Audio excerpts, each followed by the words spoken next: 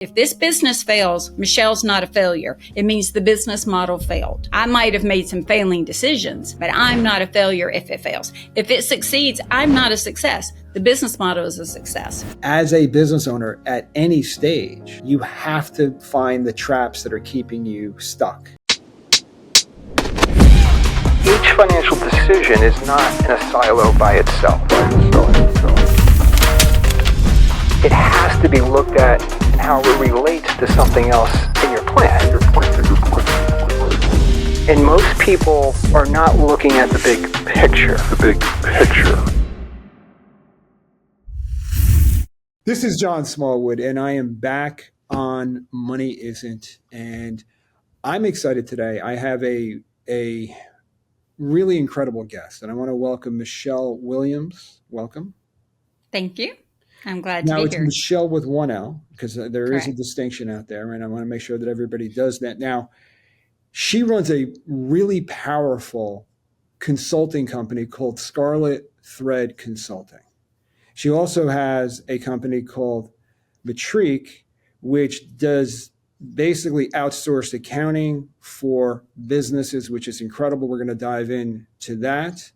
And she has a podcast that is called Profit is a Choice. And everybody that's listening to this knows my belief on business profits, that it is a choice, and people are stuck in, I can't be profitable, where they can be profitable if they're thinking about it in the right way. Now, Michele, welcome. Thank you for being on today. Thank you. I'm excited to have the conversation. So a couple of years ago, I was made aware of you. We hadn't met yet. And you started to work with one of my design clients who, went out on her own and started her own interior design and architecture firm. And I think you found her. She was like 6-7 months into the journey of being the entrepreneur. And she's incredibly talented, incredibly smart. And she's like, I found this coach. And I'm like, oh, fantastic. And tell me more. And she jumped in with you, and I saw the connection to so many things that we had talked about conceptually, but as a wealth advisor, like I'm on the outside, I'm not in that direct consulting side, right? Where we're really helping the day-to-day happen. And you drove her to make incredible decisions and make that business fabulously profitable. So thank you for that. Yeah. Oh, you're welcome. And she and I met, I think you're right. She was around 7 months having been on her own. Prior to that, she had a huge body of work in the corporate space, if you will, for interior design. And when she came to me, it was in January of 2020. And her comment was, I just did a few months, but I'm not making money. Yeah. I'm earning money, meaning I'm selling, I have revenue, but at the end of the day, I'm losing money. And this isn't sustainable. This is brand new. If I'm going to do it, I need to do it right. And I need to know what to look at. And that was kind of where we picked up. And it's been interesting. One year we had an 800% increase in net profit. I mean, it was just like, It was insane, actually. It was insane. She's like, I got all this money. I don't know what to do with it. I'm like, that's the best story. That's where I'm like, go back to John again. Now, what was intriguing to me, you worked for Dun & Bradstreet for years in software technology, basically, right? And it's a great job. It's a great company. It's got great things, but you were like, in essence, bored out of your mind, and you leave and you go into a design furniture, as you like to call it. It's a soft, how do you refer that to? It's soft furnishings. Yeah. So what had happened was I worked right out of college for Dun & Bradstreet Software, and I worked there for 10 years doing, we were building software for financial accounting systems, right? So accounts payable, general ledger, all the things.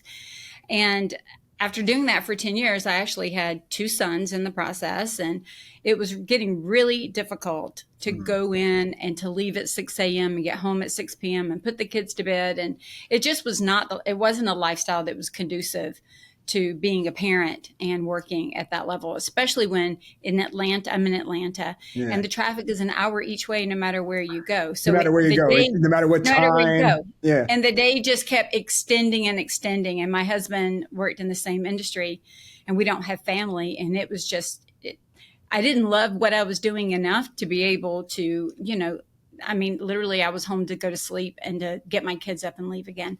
So I came home and started a soft furnishings company. And by that, what I mean is I was a maker. And so I was making blind, shade, shutters, window treatments, like building it all, doing light design for people, making selections and choices.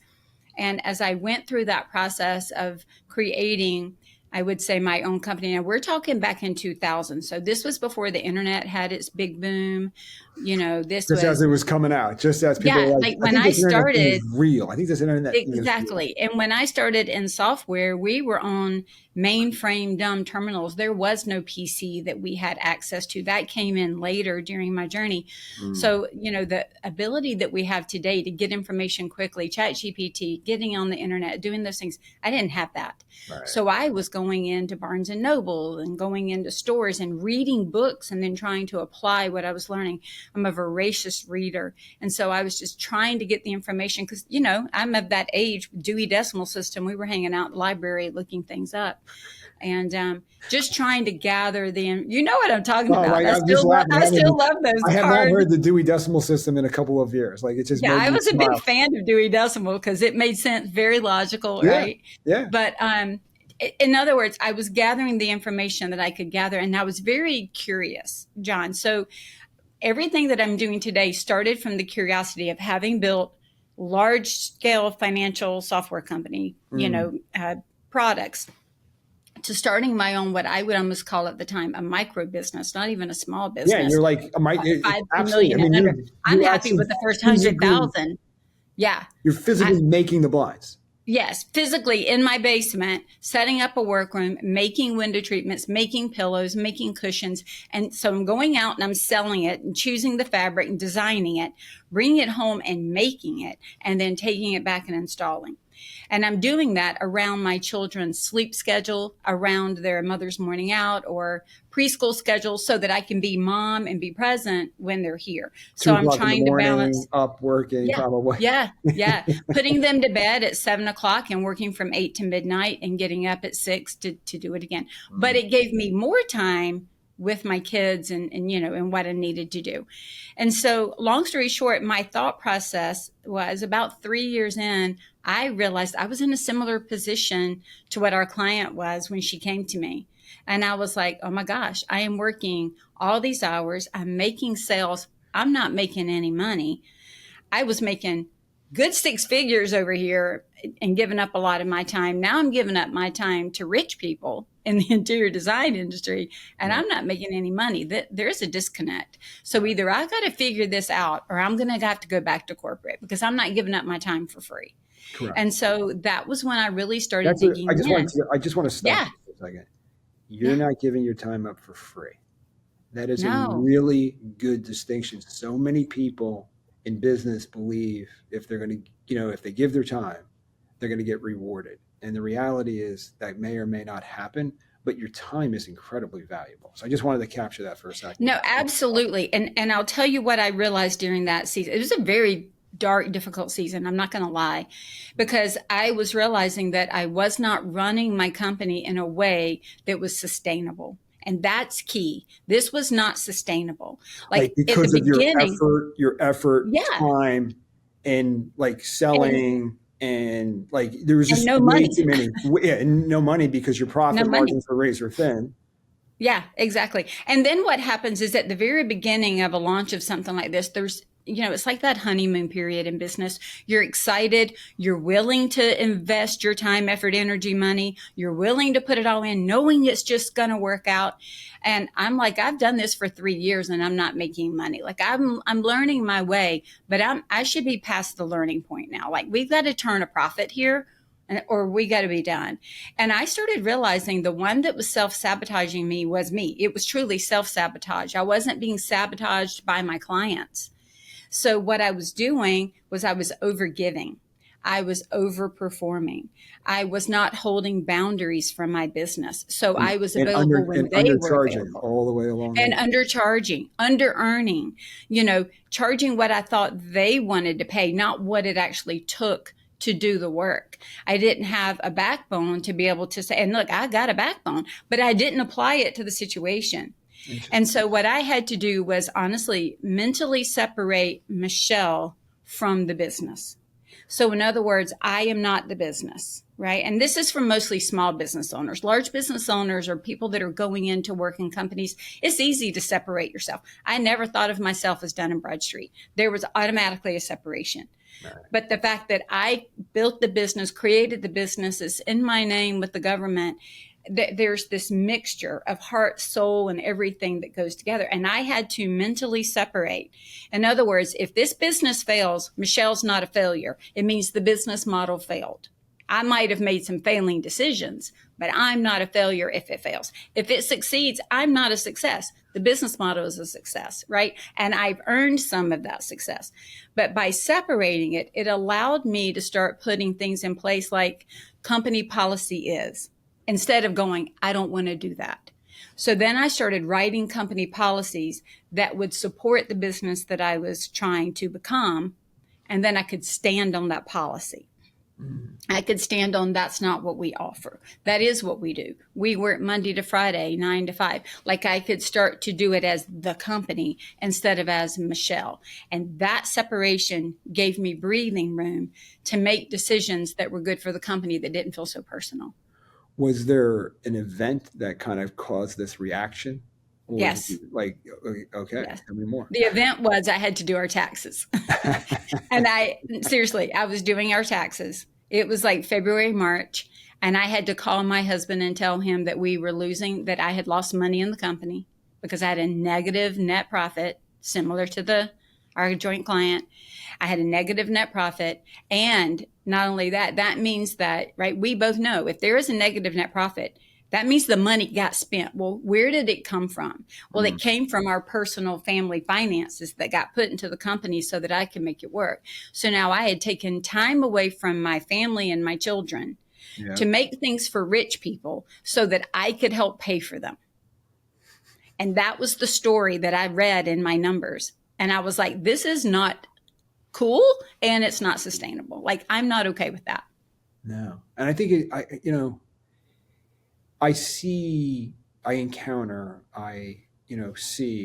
so many businesses that are literally, in essence, I don't even want to call it a lifestyle business because it's not providing the lifestyle, right? A lifestyle business just provides you with cash flow, Sure. to live your life. But they literally went out with an idea, were doing something in their basement, got a retail establishment. Now they're stuck in this 5 days a week type thing or 6 days a week. And it's just losing money and it's draining the personal cash flow to survive on something. And it could be successful, but exactly what you're saying is the way you're approaching it is preventing it from being profitable.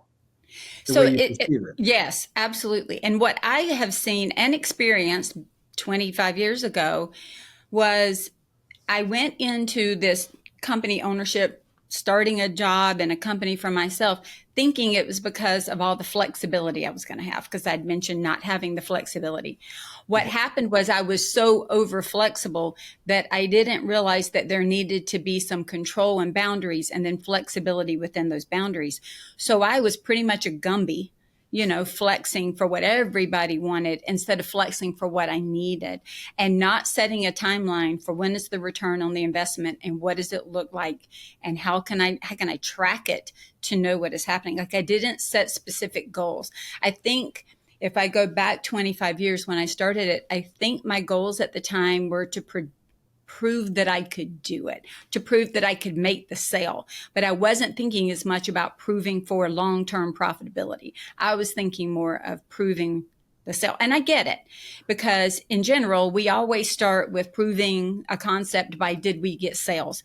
Profitability comes after we have sales. I just didn't have a trigger to move me into profitability, I think, early enough. So the shift gets you to profitability. Correct.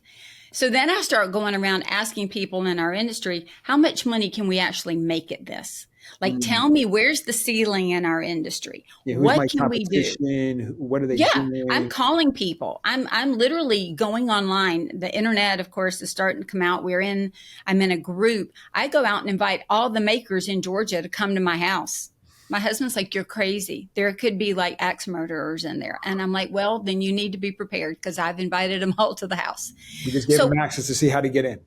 Just get ready. So I had probably about 30 different interior designers, makers, all of that come to my home because we were all craving community, right? Yeah. So they come into my home. We start talking pricing. We start talking not in a collusion way, but more of a, what are you doing? How do you do that? Like, what's your methodology? How you price mechanics, your services very much. Versus your Yes. markup on your product versus what do you do with difficult clients? How do you handle this? How do you charge for that?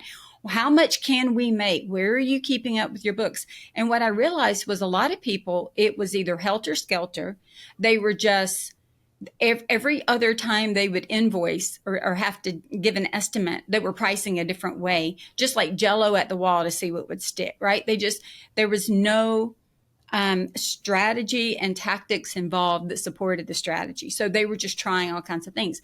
I kept thinking people are closed off to sharing. And that wasn't it. The truth, John, was they didn't know. They didn't know their own numbers. They didn't know what their strategy was. They had not kind of owned it yet, so they couldn't share it. And that's when I realized, oh, there's a big hole here.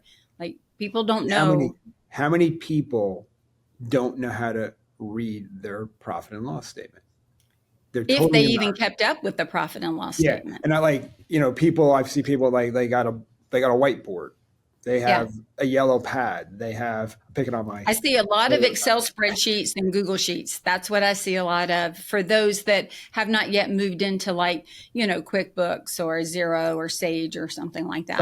Something wonderful to keep track of expenses and cost and, interest terms and financing and, all those things that get missed. But I think it's interesting because you get this group together and you're seeing everybody's got the same problem.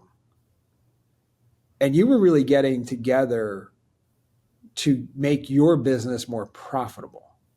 Correct. But you actually, I think you had an aha moment as you were doing this, which is correct. There's a need not being fulfilled in the industry.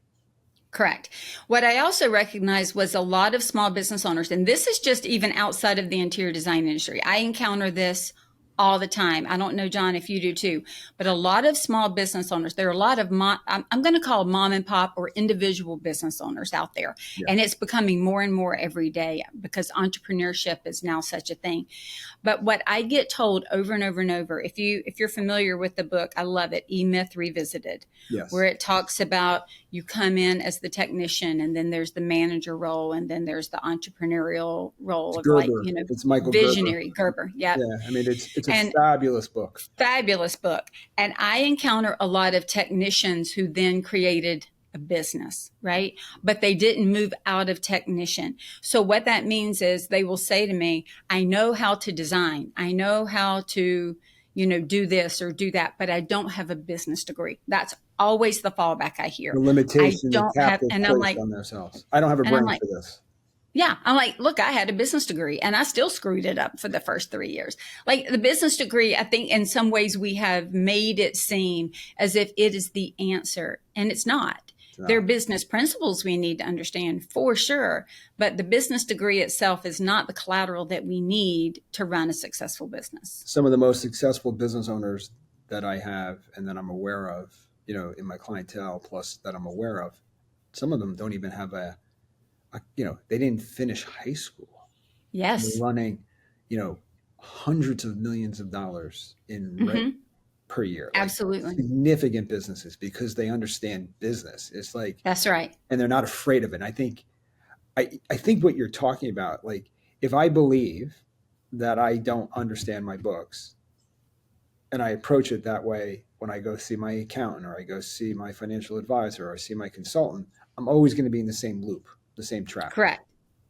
If you think that you don't or that you can't, then that's the story you've told yourself. And then that's what comes to fruition, right? But if you tell yourself, I have the ability to understand at least at an elementary level enough to make decisions. If not, why are you owning a business in the first place? Yeah. I'm always Like, that's looking at, scary. yeah, I mean, there's probably 7 or 8 key, metrics on a P&L, right? It's revenue, like you start going through it. Like if I understand how I get revenue, I understand what my cost of goods are, not just simply what they are, but how I can manipulate those, how I Correct. understand, paying myself, how I understand depreciation, how I understand, employee compensation and, all those other things. Like you move a couple of metrics and you can take a company and make it extremely profitable overnight Exactly. without changing the gross. Like, it's the net that matters. That's right. It's the profit. But It's what's profit. interesting, What's the podcast? Profit is a profit choice. is the I'm choice. just joking. Yeah. I knew what it was. Yeah. But like, is it, let me just talk about that for a second. Yeah. You're on iTunes. Mm-hmm. You are on your Apple podcast. You are on Spotify. Spotify. Yes. Are you on YouTube also? Yes. Awesome. So what's where do you want people to subscribe? I would say subscribe anywhere that you normally listen to your podcast. All The of them easiest work. place possible, right? The easiest place possible, wherever you are. So you're sitting here, you get this collective of 30 different business owners, predominantly women, Mm-hmm. right? I mean, the majority of And them no are axe women. murders. No No axe axe murders. murders showed up. Maybe their It's all husbands good. were, but they weren't. Yeah, but they Right. weren't. So you're sitting there. How many of these meetings do you do over the course of the next couple of months? Do you do it Oh, again? well, the meetings went online. We started meeting regularly, and then we actually turned into a more formalized group that has national recognition. And so, over the next couple of years, I started going in and realizing that they didn't have the information. I had the information. I knew how to do it. I Yeah. built software to do it before. Yeah. So I start teaching it. So let's talk about revenue. Let's talk about, because a lot of times they didn't look at revenue as the sale. They looked at revenue as gross profit. Like they already subtract. And I'm like, no, there's a difference here. So then started teaching them. And I created a course in 2009 for our industry called Pricing Without Emotion. So teaching them to how to take the emotion out of their pricing and to price for what they needed the business to do and to become. It's funny. I just wrote a newsletter about, are you pricing for today or pricing for tomorrow? Because if you're not pricing for tomorrow, you're going to get in trouble. And so teaching them how to watch the market fluctuations, watch what's happening to oil, because that then hits petroleum and that then hits the foam that goes inside of our cushions. I had one time where I went and got a quote on foam to make a cushion for somebody. They said yes. And by the time I placed the order, the price had doubled. There was no profit in it. But I'd already locked in the estimate, because if you're not watching the cotton market, in other words, if you're not watching the markets that are associated with the work that you do, you can get yourself in trouble quickly. And nobody was watching the external markets. They were just pricing like with their head down, not even recognizing that their suppliers were going up in their cost. So if I don't go up in my cost, I'm now absorbing it. But all of that hadn't clicked at the time. So you shift this to this mastermind group, an online group in essence. Yeah. Are you Yes. then are you now charging to be part of this group? No. At that point, we were all working in we were part of the Window Covering Association of America. So we had joined that and we paid to be part of that. And we were having monthly meetings. And in those monthly meetings, I just started teaching. And then I started teaching in online forums, just sharing the information. And then in 2009, I created a class and started teaching it at a school in Charlotte, North Carolina, that I then became a partial owner of. It was the Custom Home Furnishings Academy. And so I started teaching that course. It's now trademarked, and I teach it, actually going to be teaching it later this year. Awesome. Then I started adding in where the profit as a choice comes in, understanding your financials. Because once they priced it, we needed to be able to understand how it fit into the financials. And then I started teaching a course called Master Your Profit, which is kind of the profit as a choice piece, right? what do you do with the profit when you make it? How do you parse it out? Because net profit has a huge job to do. Like, it's a Mm. big deal when you get net profit. It's not just, oh my, let's all go to Tahiti. It has a very big job to do. Yeah. So, okay, so you're doing this, you're teaching this course, that course begins to take off. At what Yes. point do you decide to, like, okay, this is actually what I want to do? I don't want to do Do all the the other. actual, Yeah. the other soft goods Yeah. business. So in 2012, I had a very severe health challenge. Uh, I became diagnosed as type 1 diabetic. And I also had lost blood flow to my right arm. I had torn an artery in my clavicle, oh shoulder my God. area. So I had a couple of big decisions to make. So I sold the school, we sold the company, and I went in and had reconstructive surgery so that I could keep my right arm, which is really important. Yeah, Well, really that important. automatically necessitated a change of direction because I couldn't lift and carry and do all the things that I was doing. Those samples and all that stuff gets heavy after a while, holding things over your head to install. So Yeah. that just was Does this look good coming up. here? Does this look Yep. good My there? Yeah, tennis yeah. days were over. So, all of that came off the table. And it was really interesting, John, because I was trying to figure out what I wanted to do. I thought I was going to actually even go back to school for a while and become a counselor.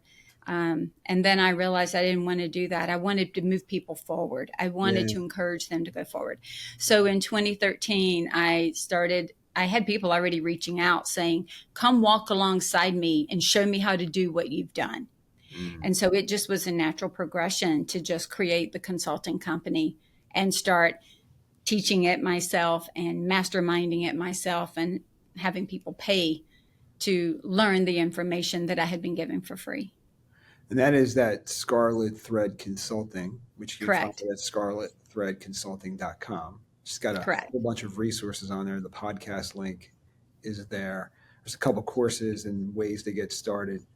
I love the offer when you hit the splash page. Like, are you stuck in your business? Or do you feel stuck? I forget what it was. It's not Yeah. on my screen now. But Yes.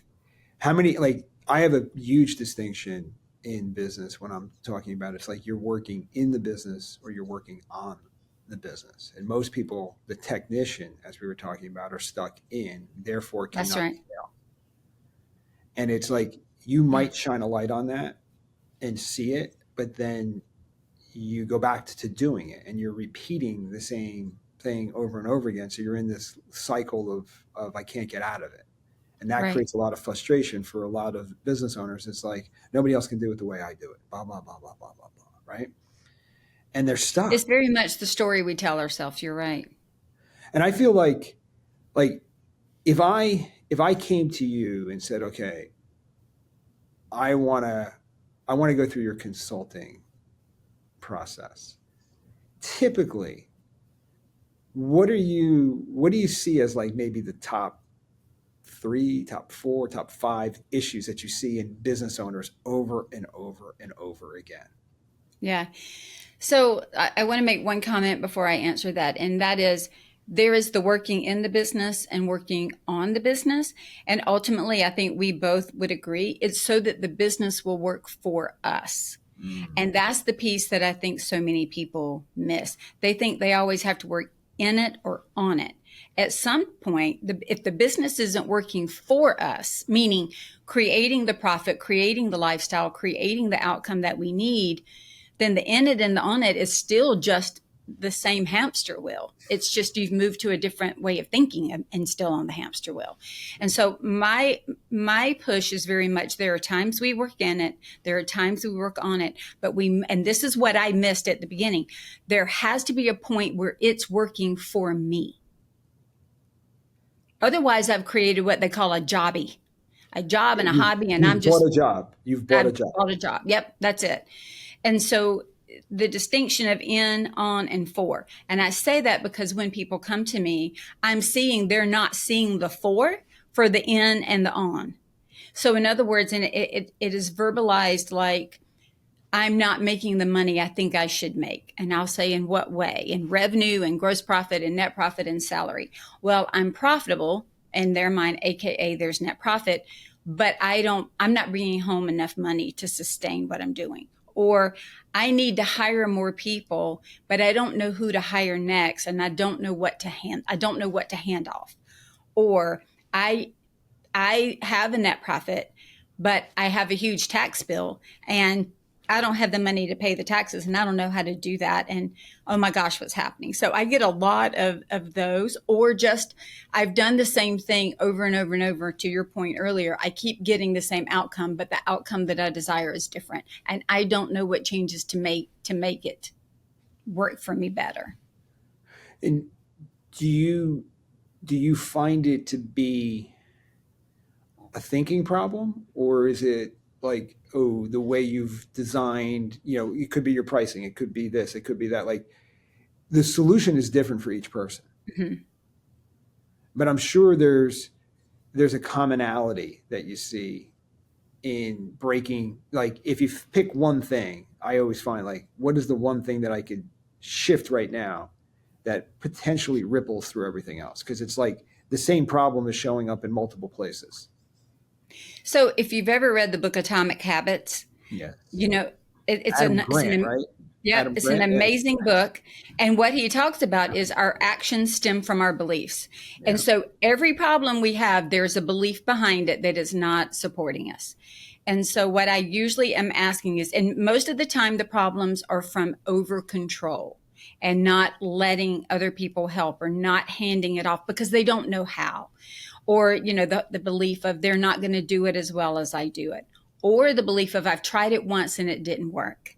And so they kind of have themselves stuck in their thinking that they've done everything they know to do. And that's where I love what Einstein says, if you can't change the problems with the same thinking that created them. So we have to change the thinking. It's imperative that we change the thinking. And so that's when we're starting to just dig in to figure out, is this a problem with pricing? I see a lot, especially from women who have started smaller companies, micro companies, up to the first $5 million small companies.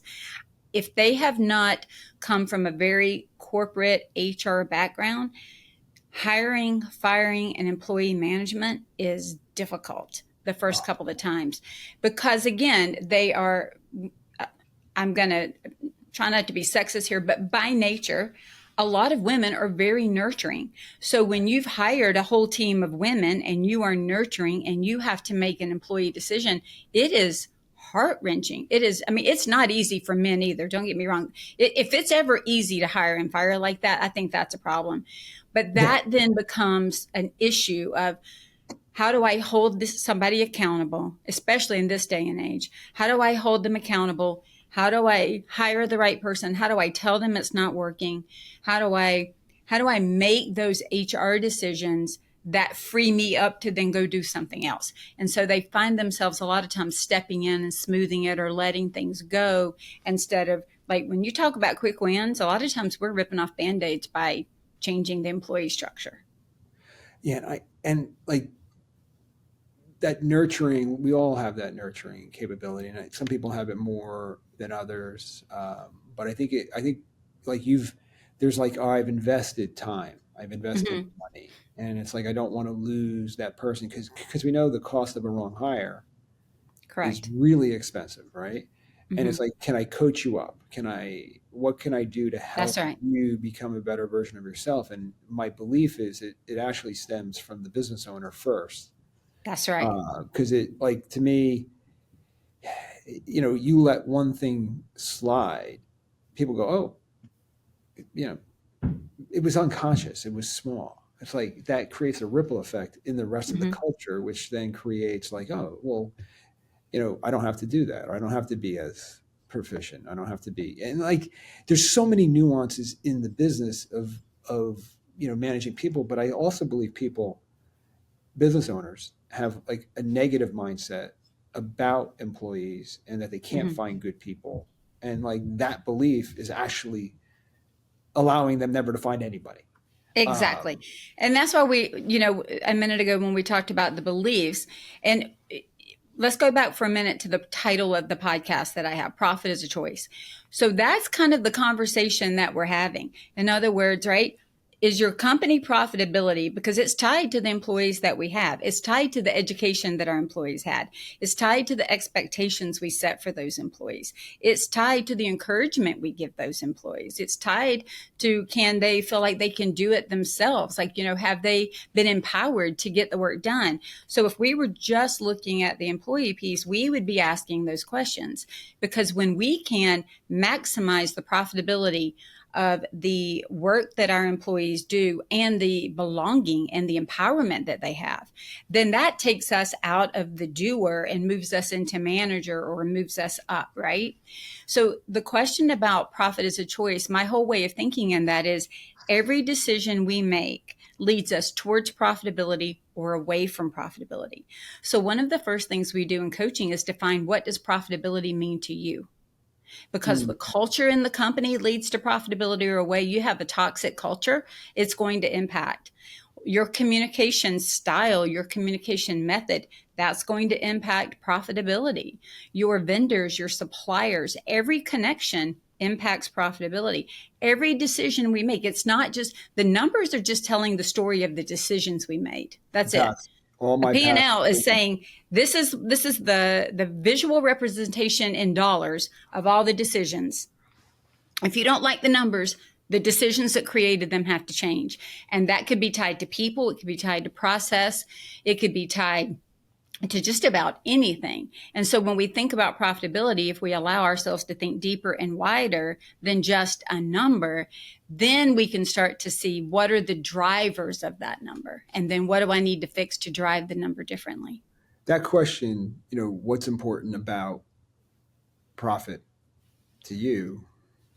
What's important about money to you? What's important about family to you, right? That in essence, that question is really going to dictate how somebody can transform their Correct. business. And I look at what you do as not business consulting. I look at it as business transformation.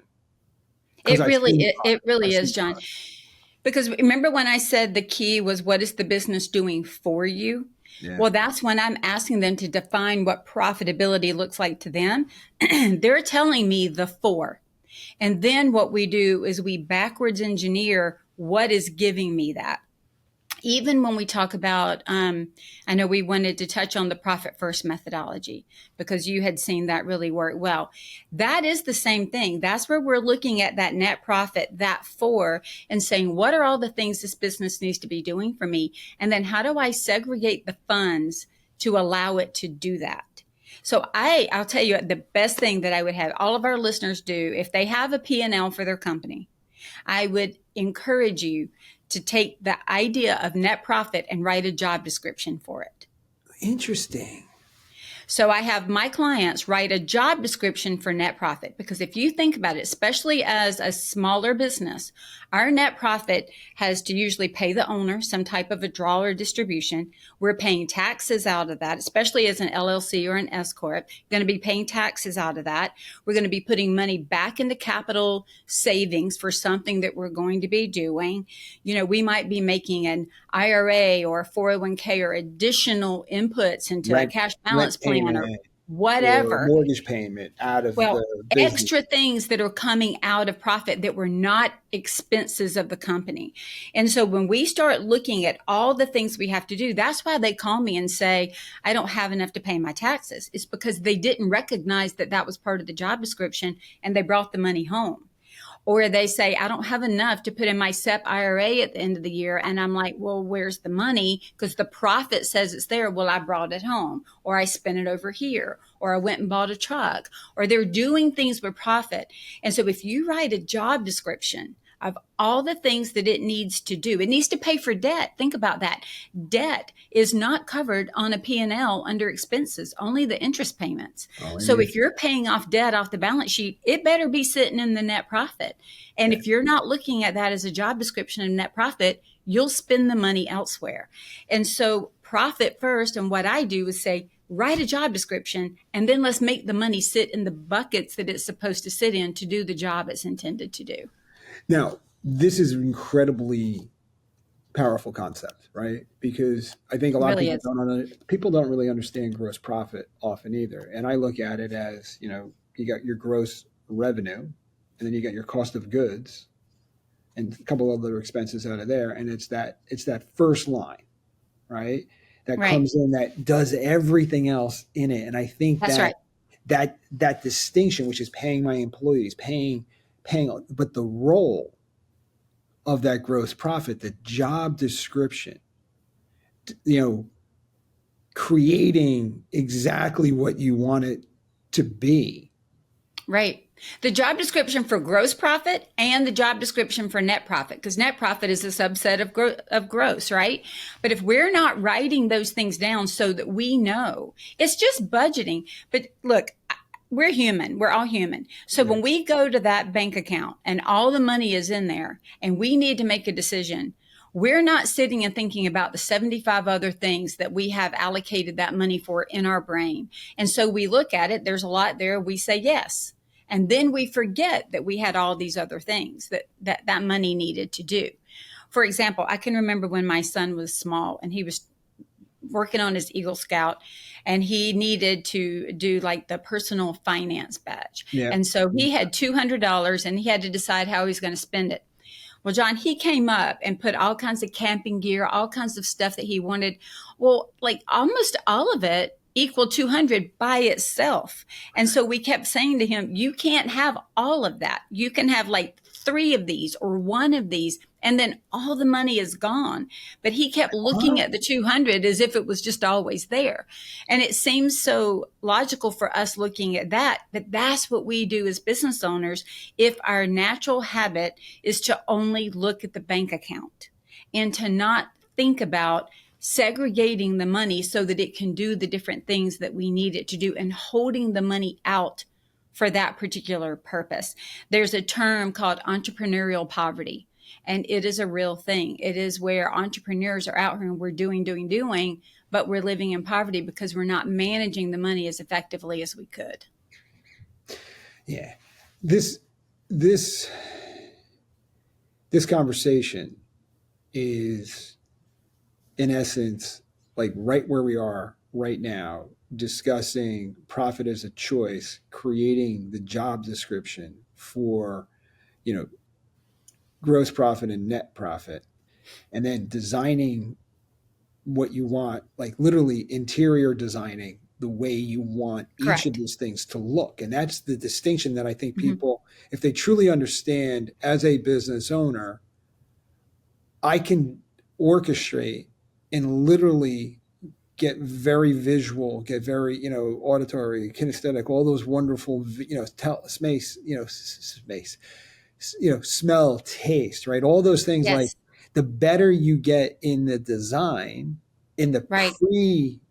pre-design, the better it is in the outcome. Like if you're going to walk into a room and it's a blank slate, one, you're capturing the vision of what the client wants, but most of the clients are hiring somebody because they are in lack in the way in their own design capabilities, right? Correct. And it's Correct. like, oh, if I come in here and I start in a location of the room and it's the feel, the look, the texture, all of those things, then you can really go to your design and pull out Yes. the wonderful pieces that Right. you're going to orchestrate. And the small little details, like when a room is elegantly designed, it's fabulous. And then you take a P&L, a revenue, a profit, an expense item, and you're doing the same thing with Same that. thing. And if you connect those 2 dots together, meaning it's no different than designing a room. Or It's home. really no It's different. intentionality. It's being Yeah. intentional with your decisions. And that's what I think a lot of business owners, we get tired. We're overwhelmed. The mental load is heavy for all of the decisions. And if we're not delegating appropriately, then we're taking on more decisions than we need to. Yeah. And then out of that exhaustion, we're just letting things happen, but we don't like the outcome.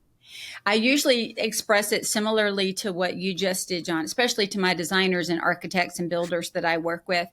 and even other business owners, because we're all creating something. And I will say, tell me about the intention that you put into creating the product or service that you deliver to your client. And they can tell me everything. They can tell me, this is how we start, this is our onboarding process, and this is our, this is how we deliver it, this is how we communicate, and this is the attention to what we're creating. They can tell me the whole story. And I ask this question, are you putting the same intentionality in the building of your company? And 9.9 times out of 10, the answer is no. And so my invitation is, for example, I would not have somebody come build my home without sitting and, checking the soil, making sure that the landscape was ready, pouring a solid foundation, putting up the walls. To your point, they wouldn't just, when it was time to decorate, go choose any sofa and any chair. We're going to be intentional with, is it the right size? Is it the right color? Is it the right texture? Does it fit the other things? How do these things work in cohort, right? Or in concert to make this room beautiful or to make this home sturdy and effective? That's the same intention and attention that we need to put into building our businesses. And what I see is over time, it's almost like we're doing these additions. We went house hunting recently. I'm going to give you an example. My husband and I went looking at homes recently, and we walked through a house that it looked like about every decade they added something to the house. So you could walk through the house and go, this room is from the 80s. This looks like this was from the 90s, because they decorated them from the 80s, from the 90s, and they never changed, and they left it. So there was like every decade in the house where they had been adding and doing things in this home. And by the time we were done, we were like, oh my gosh, I felt like I just walked through the last 40 years of design in these people's house. Well, that's what we do in our business. And we don't go back and make things work together and look like it flows from place to place. We're just adding on, and being maybe intentional at that point, but not overall. Yeah. And that's when we start to see the breaks and the cracks in the business. Yeah. And, I sit here and, I am like the student of like, how can I make shit better? And I use that term because sometimes we perceive what's going on behind us as shit, right? But it is like, this really cool thing is that when you understand that profit is a choice, and you understand that you get to design everything. You get to do it all.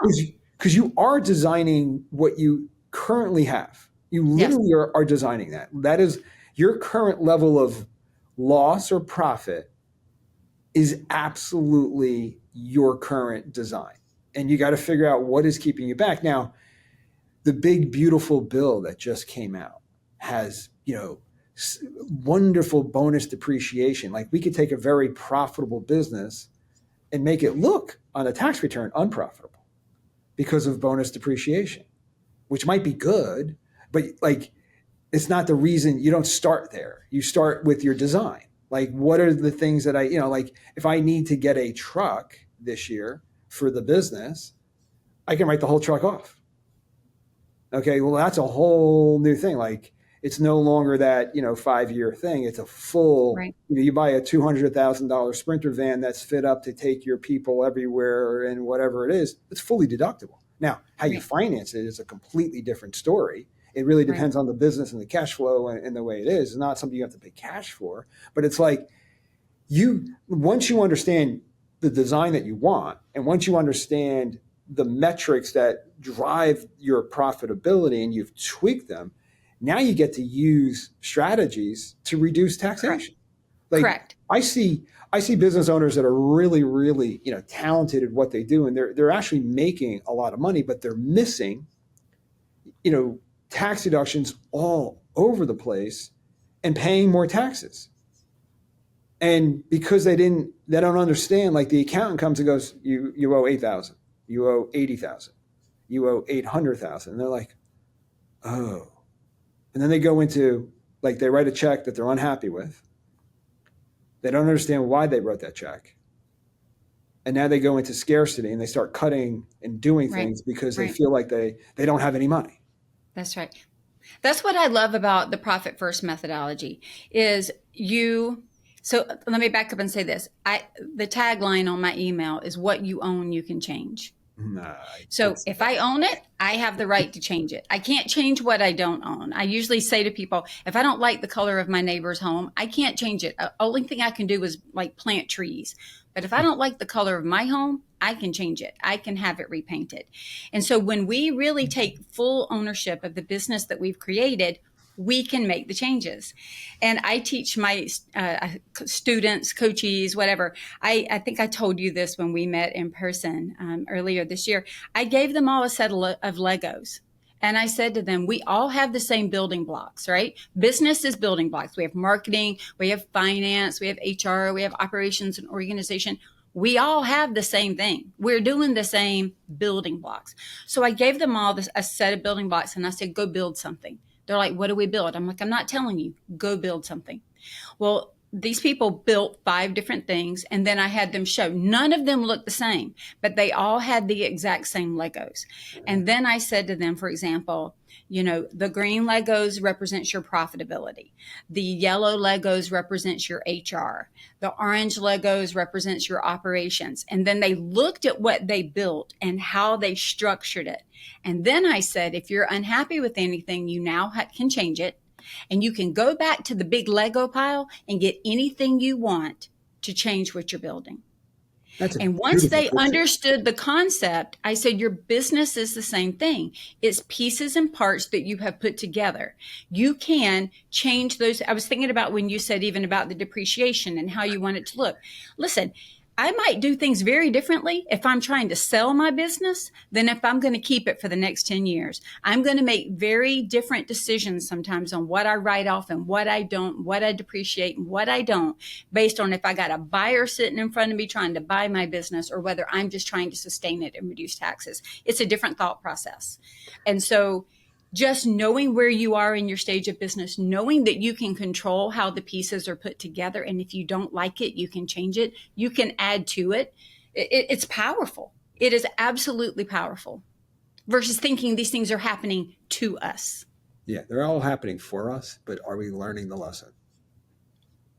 Now, if somebody is listening to this and they want to get started with you, they want to explore, obviously go to the podcast, listen to the podcast, but like, what should they do? How do they? Yeah, the easiest place is to go to my website and fill out a discovery form. It'll come directly to me. We'll set up, you have access to my calendar, choose the time to talk, and we'll get on and talk. Scarlet threadconsulting.com. As we close out here, is there one thing or a few things that you want listeners to remember in, profit as a choice? Money isn't profit. Money isn't revenue. Money isn't, it's all those things but what's the lesson you want people to learn as we leave today? I think 2 things. One, taking ownership allows you to make the changes that you need to make. And I think sometimes we feel like even though we've built the business, we don't own the business anymore. We've either gotten exhausted or we've let it go somewhere. So reclaiming our ownership, that I have the ability to change this because I own it, I think that's important. And then the second thing that I would say is kind of the way that I close out my podcast, and that is profit doesn't happen by accident. And so just being intentional about and again, profit of speech, profit of communication, profit of HR that leads to the ultimate, financial profitability that we're looking for. Yeah. This was a fabulous conversation. I feel like we could go down multiple channels and do like really cool stuff together. But I feel like the lesson that I learned today is the connection of the design of the gross profit. And then, really connecting what that gross profit is going to do. And then literally each job description, the energy, the passion behind each thing that you want to delegate. And when you delegate it or elevate it, as I like to call it, that it is in essence being done at a higher level than you could actually do it at. Because you're going to find that who that can really run with that, where you might not be there. So surrounding yourself with really talented designers and people to help you Yeah. get there, I think is really the key. Yeah. I love that. That's great. And it's when you can actually break it down and then you can look at that P&L, to your point, like all of these things are tied to marketing. All of these things are tied to HR. It helps you start to step back and look at it quite differently as opposed to a lump sum. It's awesome. Absolutely awesome. Thank you for being on today. I really appreciate this. This was fabulous. I love to talk money. I love to empower people. I love to encourage them. And I honestly believe that people have an ability that sometimes they don't even recognize. And just being told that, yes, you can, let me show you how. I think that is, I think it's one of the best gifts that we can give people. So thank you for an opportunity to shine a light on that today. And that gift that you just mentioned, right? That gift, and I just want to frame this like when you unleash the work, because I've seen it, right? That shift in what's possible actually accelerates a whole bigger vision. And that's what I saw. Like, wow. That's right.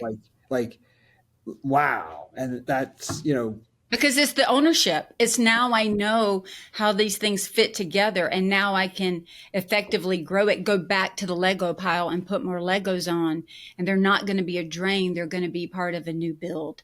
And that's what you saw. Now, one question. Did your son actually get his Eagle Scout? He did. Both my sons did. Yes. Cool. My son, Jared, got his Eagle Scout, and I remember that same project. And that whole financial piece, and it was a great. It was great. Going to the bank, setting up their own bank accounts. It was pretty amazing. It's pretty awesome. Yeah, that's a great program. I mean, it's not as popular as it was, but I still think it really shapes character and defines people, and really a lot of good lessons. A lot of great lessons. So, I look forward to seeing you next time you're in New Jersey, or if I'm in Atlanta. But sounds good. And I really encourage people that are listening, one, to jump out and contact Michele and really jump into getting your finances set straight, right? Because as a business owner, if I'm assuming non-business owners stopped listening to this a long time ago. Okay?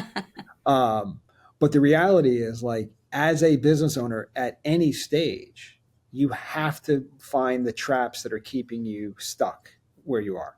And you may be having great growth, but you might be able to go, instead of 200% growth, 800, right? If you find the traps. So that's my closing argument.